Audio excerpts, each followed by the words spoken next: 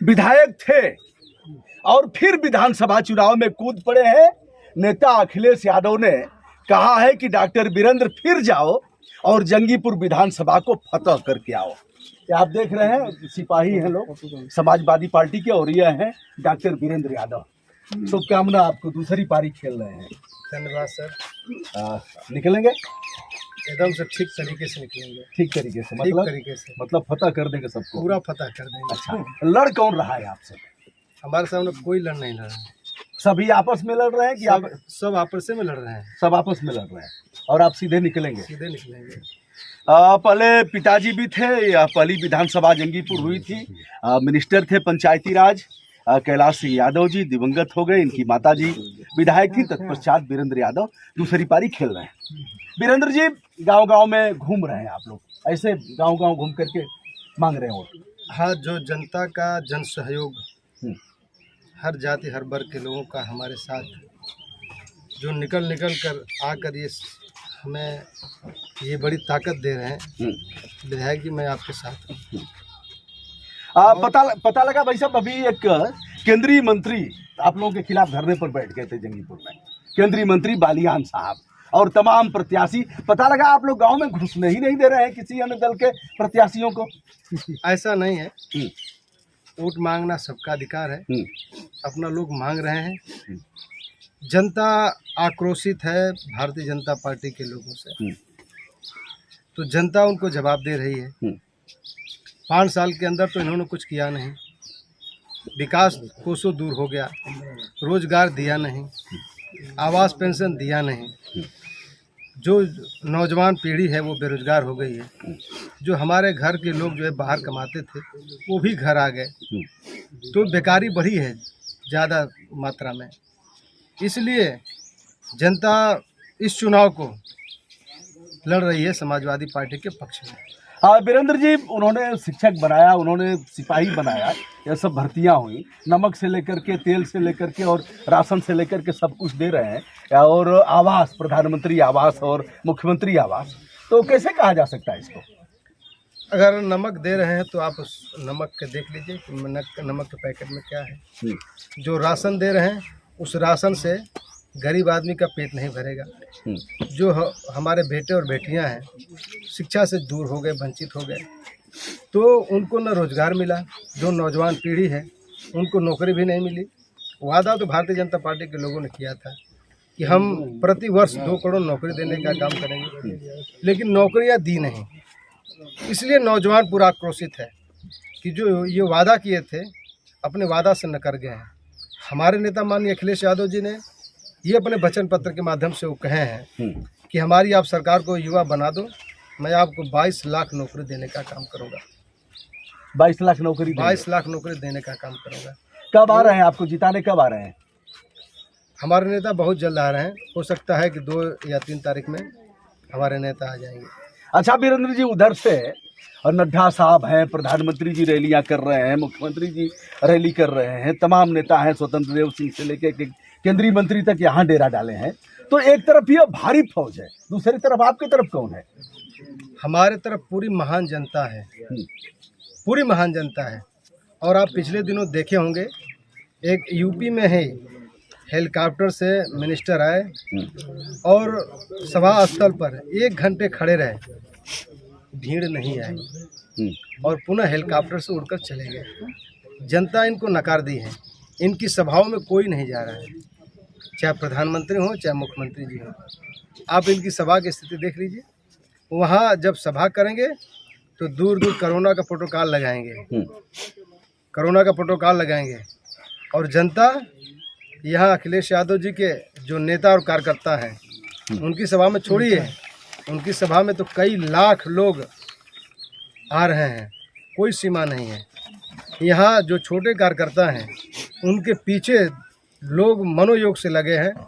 गांव-गांव में जो जनसंपर्क, जो सहयोग चल रहा है, अगर नेता कार्यकर्ता निकल रहे हैं तो उनके साथ एक लंबा हुजूम चल रहा है। तो ये कहीं न कहीं ये संकेत है कि उत्तर प्रदेश के अंदर से भारतीय जनता पार्टी की विदाई होने जा रही है और अखिलेश यादव जी पूर्ण बहुमत के साथ सरकार में आने जा रहे हैं। वीरेंद्र जी, इनको पहचान रहे हैं? इनको हाँ, ओम प्रकाश राजभर साहब हैं, हमारे नेता क्या हैं। है, आपके नेता हैं? ये हमारे पहले नेता किसके नेता थे? ये भारतीय सुहलदेव समाज के नेता हैं। अच्छा, इस समय और आपके साथ कहीं है। न कहीं हमारे साथ जो गठबंधन के, हमारा जो पवित्र गठबंधन हुआ है, उस गठबंधन में अहम योगदान इनका है। पवित्र गठबंधन। पवित्र गठबंधन है। भारतीय जनता पार्टी को खदेड़ कर मानेंगे और जोगी बाबा को तो लखेत के जो ललका साण हो।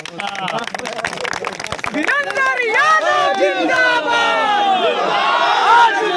वीरेंद्र यादव जिंदाबाद, अखिलेश यादव, वीरेंद्र यादव जिंदाबाद, जिंदाबाद। बड़े उत्साह में आप लोग हैं जी। इनका लव यू, ओम प्रकाश राजभर का लव यू बड़ा प्यार था पहले जी। योगी जी के साथ थे अखिलेश, तो क्या यह प्यार रहेगा? सुन लीजिए, शुभ नाम आपका? चंद्रवली सिंह यादव, पूर्व प्रधान फतेहपुर। ओम प्रकाश राजभर से जब भाजपा के लोगों ने गठबंधन किया था तो एक शर्त रखी गई थी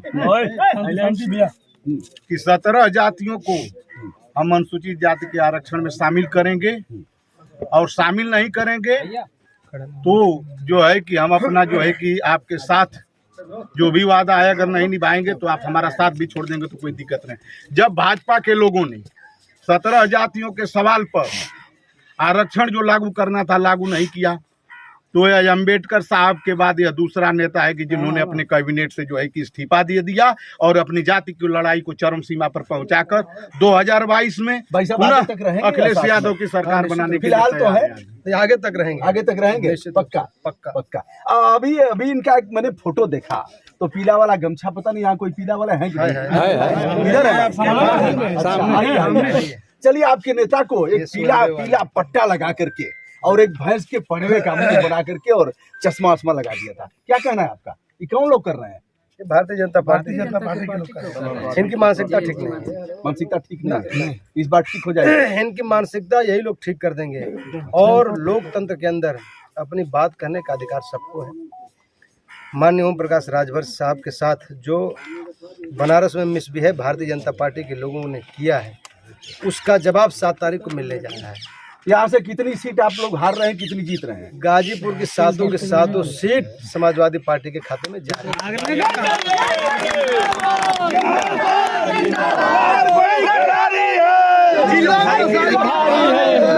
बड़ी करारी है। जिंदाबाद, आइए हम आपसे भी बात करेंगे। शुभ नाम आपका? भानु प्रताप बिंद। अच्छा, ये बताइए, चीलम और टोटी क्या है? ये सब अच्छा लग रहा है क्या? इधर टोटी कहें उधर चीलम कहें, ये सब किस तरह की राजनीति हो रही है? ये बीजेपी गवर्नमेंट की राजनीति है। अच्छा, सब उधर से ही हुआ है। जी। फिर आप लोग भी वही कमा कर रहे हैं? नहीं, हम लोग हम लोगों के अंदर बड़कपन है। हम लोग उतना छोटे आदमी नहीं हैं। चीलम का नारा लगा है। चीलम किसने देखा है? आप जोगी बाबा जोगी बाबा। अच्छा, हाँ, जोगी बाबा देखे होंगे। वीरेंद्र जी, क्या ये सब कैसी? चलिए, आप युवा है और अच्छे भी है, हमारे आपके प्रति अच्छी धारणा, ये सब क्या जैसे स्वस्थ मन से एक बार हटा दिया जाए, जैसे चीलम और टोटी सब कैसा लग रहा है? देखिए, और शुरुआत कहाँ से? देखिए, माननीय मुख्यमंत्री उत्तर प्रदेश श्री योगी आदित्यनाथ जी ने जब हमारे नेता के घर में टोटी खोजने लगे तो इससे बुरा और कुछ नहीं है। आप एक समझ सकते हैं कि एक निवर्तमान मुख्यमंत्री के घर से इस प्रकार के बिहेव किया जाए, ज़बरदस्ती जो है मीडिया में लेकर उसको प्रसारित किया जाए, ये तो घोर निंदनीय है। निश्चित रूप से हम लोग उस मानसिकता के नहीं हैं। हम लोग सम्मान करते हैं और सम्मान करने के साथ ही जो पद की मर्यादा है हम उनका जो है सम्मान करते हैं। लोकतंत्र के अंदर सबको अपनी बात रखने का अधिकार है, लेकिन जो बाबा मुख्यमंत्री हैं निश्चित रूप से मैं कह सकता हूं कि वो इस पद के लायक नहीं थे, लेकिन जनता ने उनको मैंडेट दिया। जनता ने मैंडेट दिया, काम करने का अवसर दिया। वो विकास नहीं कर पाए। गांव में रहने वाला व्यक्ति जिसके सामने आप ये देख रहे हैं झोपड़ी है, इनको आवास नहीं है। ये आवास नहीं इनको। हाँ वीरेंद्र जी, सवाल आप पर भी खड़ा होगा कि आप विधायक थे, अगर आवास नहीं मिला तो फिर आपकी भी जिम्मेदारी, आवास क्यों नहीं मिला? नहीं, ये उत्तर प्रदेश की सरकार जिम्मेवार है। विधायक निधि से आवास नहीं बनाए जाते हैं। ये फिर आपकी सरकार- तरफ से लिखना पढ़ना, कभी धरना प्रदर्शन, नहीं, कभी इसके लिए ठीक ये है। तो मेरा मौलिक अधिकार है। जब हमारी बात नहीं मानी जाएगी तो मैं गरीब के लिए लिखूंगा भी और अधिकारी तक भी जाऊंगा। मैं गया भी हूँ और आपके चैनल के माध्यम से भी जो खराब हमारी सड़कें थी मैंने वहाँ धरना भी दिया, लेकिन आज तक वो सड़क नहीं बन पाई। तो ये कहीं ना कहीं प्रदेश सरकार इसमें दोषी है। वो कहेंगे। चलिए मैं भी कह रहा हूँ कि जिस तरह से लूट, जैसे आपके गवर्नमेंट में भी उस सड़क पर जिसकी आप बात कर रहे हैं, खूनी सड़क जिस पर खून बहता है लगातार बच्चों का, आप भी धरने पर बैठे थे, उस गवर्नमेंट में आया पैसा तो उसका भी वही हुआ, इस गवर्नमेंट में आया इसका। तो क्या यह नौकरशाह ऐसा करता है या फिर सभी पॉलिटिशियन इस तरह से गंदे हैं? ऐसा नहीं है, हाँ, ऐसा नहीं है। जो हमारी गवर्नमेंट में पैसा आया तो उस पर काम हुआ। इस गवर्नमेंट में सिर्फ लालीपाप दिया गया। मैं लिख करके कई बार माननीय उप मुख्यमंत्री जी को दिया, मैं विधानसभा में भी उठाया, लेकिन उसके बावजूद विपक्ष का विधायक होने के नाते हमारे बातों पर ध्यान नहीं दिया गया और उस पर कार्य नहीं हुआ। तो कहीं न कहीं जनता इस चीज़ से नाराज़ है कि भारतीय जनता पार्टी के लोग इस काम को जानकर नहीं करने दिए। बहरहाल जनता इसका जवाब आने वाली 7 तारीख को देने जा रही है। हमारे पक्ष में भरपूर सहयोग और समर्थन लगातार मिल रहा है और निश्चित रूप से जनता के सहयोग आशीर्वाद से जो 10 तारीख का परिणाम होगा वो परिणाम हम लोगों के पक्ष में होगा और कहीं न कहीं ऐतिहासिक जीत होगी। दूसरे नंबर पर कौन रहेगा, बसपा भाजपा? दोनों लोगों की आपसी लड़ाई है, अपने में लड़ रहे हैं कि हम दूसरे में आज मतलब प्रथम पादान पर आप छक्का मारेंगे? छक्का मारेंगे डॉक्टर वीरेंद्र यादव। कुछ आप कह रहे थे, आपको भी अवसर दे दिया जैसा सुपरिचय। वित्त विहीन स्कूल के हम संरक्षक हैं। अच्छा, अभी रिटायर हो गए कि हैं आप? हम उसके संरक्षक बता रहे हैं आपको ना, रिटायर संरक्षक कहाँ रिटायर होता है? जी, अच्छा अच्छा, आप कभी रिटायर होंगे ही नहीं? हो गई नहीं, बहुत बढ़िया, जिंदगी रहेंगे। हाँ, क्या क्या मामला है बताइए। हमारा इधर आ जाइए, मामला ये है, विधायक जी की तरफ आ जाइए, आइए आजिंग गुरु जी। हाँ, बताइए। शुभ नाम आपका? हमारा नाम मुजूर यादव है अच्छा जी। चौधरी चरण सिंह इंटर कॉलेज जरगू के हम संरक्षक जी और जिला के संरक्षक हैं वित्त विहीन के जी। अखिलेश यादव ने 1000 रुपया वित्त विहीन विद्यालयों के अध्यापकों को दिया जी। और ये जो जोगी बाबा जो है उसको निरस्त कर दिया। हम लोग 5 रुपए का आदमी नहीं है अपने विद्यालय में और 1000 रुपया हम लोगों के लिए माने रखता था। सारे अध्यापक भग गए। यह पैसा जब ब्रेक हो गया, पैसा निरस्त हो गया।